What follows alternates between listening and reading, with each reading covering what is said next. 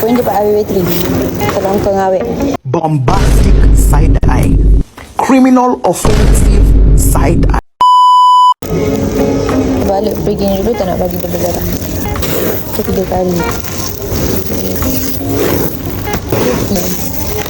Dekat dia punya. Dua. So kita rapin dia punya badan. Motor ni kena hantar dekat Rompin Pahang.